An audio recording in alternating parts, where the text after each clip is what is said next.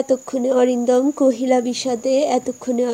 কহিলা বিষাদে জানিনু কেমনে আসি লক্ষণ পশিল রক্ষপুরে। হায় তাত উচিত কি তব এ কাজ নিকষা সতী তোমার জন্মে। মা, তেল ফুরায় গেছে।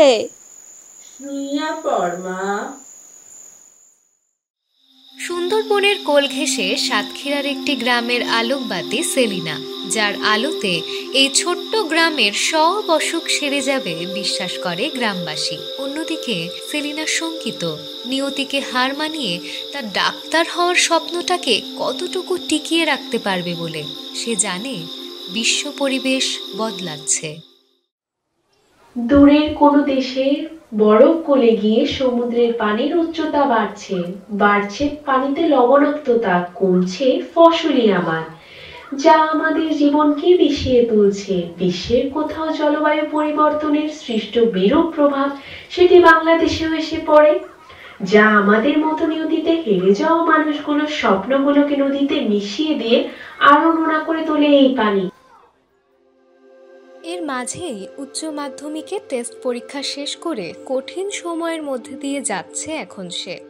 সামনে 17 তারিখ বোর্ড পরীক্ষা শুরু তার।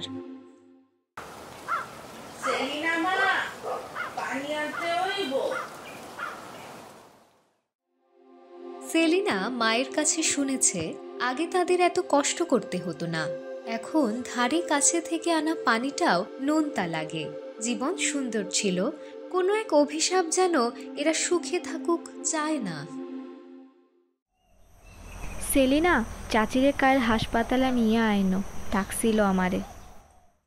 আব্বা, তুমি কি আমারে দেখতে পাও? কত একা হয়ে গেছি আমরা। আব্বার কবরটাও যদি ভাগ্যে যায়। মা, ডাক্তার আপা কাইল হাসপাতালে যাইতে কইছে। গ্রামের এই নদীটাই কত শত জীবনের জীবিকার উৎস। কেন জানি এখন এই নদীর পানির স্বাদ বদলে গিয়েছে। আগে মিঠে ছিল, এখন তিক্ত, যেন কোনো রাতে লবণ বোঝাই জাহাজ ডুবিয়ে দিয়ে গিয়েছে এক অভিশাপে। পরিবেশে লবণাক্ততা বৃদ্ধির কারণে আজকাল অসুস্থতার হার বেড়েছে।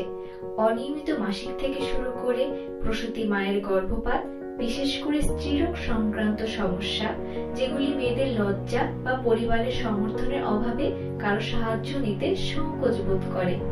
যৌন ও প্রজনন স্বাস্থ্য সংক্রান্ত সমস্যাগুলো নিয়ে সচেতনতা বৃদ্ধি অত্যন্ত জরুরি, কারণ সময় মতো সঠিক চিকিৎসা ও পরামর্শ পেলে অনেক সমস্যার সমাধান সম্ভব। ওর আব্বা যাওনের পর থেকে সবকিছুই আমার দেখার লাগে। অন্তত ঘেরে কাজ করার সময়টুকু পর্যন্ত সেফটি মেইনটেইন করবেন শরীরের জন্য। তোর বাপের শেষ স্মৃতিটাও কি হারাবে?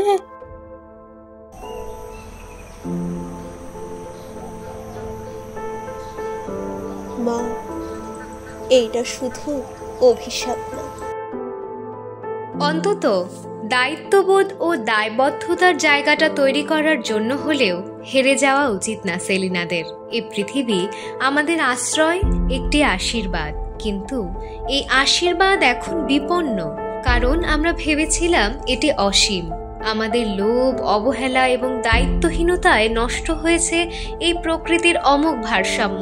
মনে রাখতে হবে, এই পৃথিবী শুধু আমাদের নয়, আগামী প্রজন্মের ভবিষ্যৎও জড়িত এই মাটির সাথে।